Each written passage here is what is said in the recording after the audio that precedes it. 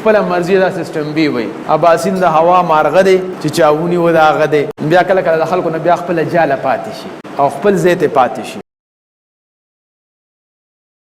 دوه قسمه سیستم په دنیا کې دي ډیفینیشن د ټایم لینډرز یو ته مونږ وایو سیستم A او بل ته مونږ وایو سیستم B سیستم B هر هغه سیستم چې د اسلام نه ماسیوا دی هغه ته سیستم B وایي هغه کیپټالیزم دی سوشلیزم دی کمیونیزم دی چې کوم ازم هم دی نو هغه سیستم B دا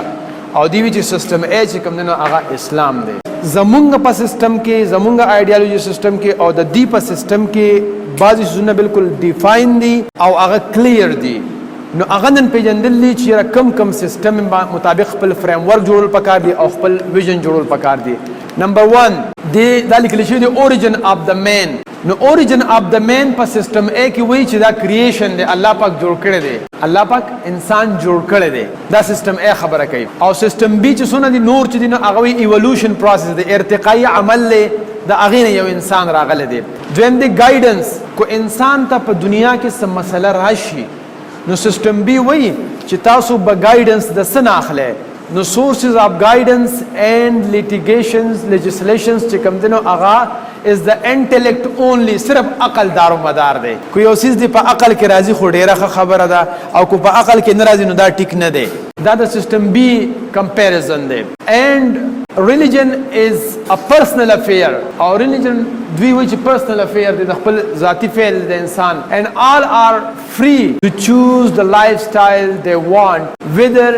it is religious or godless دا چې خپل خوخه ده چې څه کوي خپل مرزي دا سیستم B وایي اباسین د هوا مارغه دی چې چاوني و دا غه دی بیا کله کله د خلکو نه بیا خپل جاله پاتې شي او خپل ذات پاتې شي خو سیستم A سوي چې دا څه نه ده source of guidance and legislation is divine guidance اغا الهی او د وحی ګایډنس دی and the intellect د وحی ګایډنس او د انټلیکټ چې دا یو ځای کې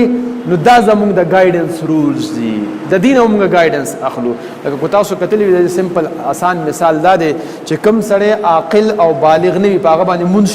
نشته نو مطلب دا دی چې اسلام هم قیود په هغه چا لګي چې چا کې چې عقل وي نو په هغه باندې مونږ فرض دی او داسې نه فرض دی نو خلق وایي چې دا عام خلک وایي چې په اسلام کې عقل نه داسې خبره نه ده اسلام کې عقل استعمالیږي الاینډ وي د وحی د علم سره کله کله چې د وحی علم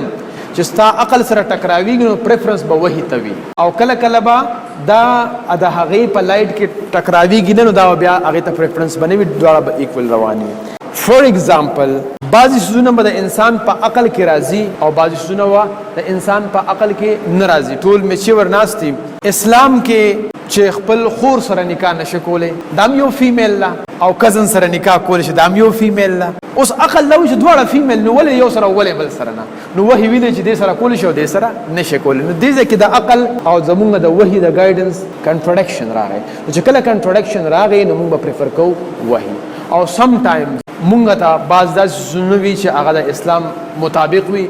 لکه فور ایگزامپل اسلام هم دا وایي چې تاسو د صحت خیال ساتئ او ساينس هم دا وایي چې تاسو د صحت خیال ساتئ نو تاسو به ښه یې لکه حدیث شریف مفهوم دی چې تاسو د نفس په تاسو باندې حق دی نو تاسو د خپل بدن خامخا خیال ساتئ او ساينس هم دا وایي چې تاسو د ځان خیال ساتئ تاسو به هیلدي یې نو اس کنټرډکشن نشته نو وی اګری وذ دیٹ نو دغه سیستم ای وایي ګایډنس به د چا نه اخلي اونلی انټلیکټ او موږ څه وایو چې انټلیکټ اینڈ ریلیجن بوث خو چې کله کنټرډکشن راشي نو موږ به پریفر کوو ریلیجن دا سیستم ای او دا سیستم بی دا چې تاسو ویژن جوړوي ویژن غلطم کیدی شي ویژن صحیح کیدی شي چې زموږ مذهب او زموږ کلچر هغه سره کنټرډکشن نه وي دغه ویژن ټیک ته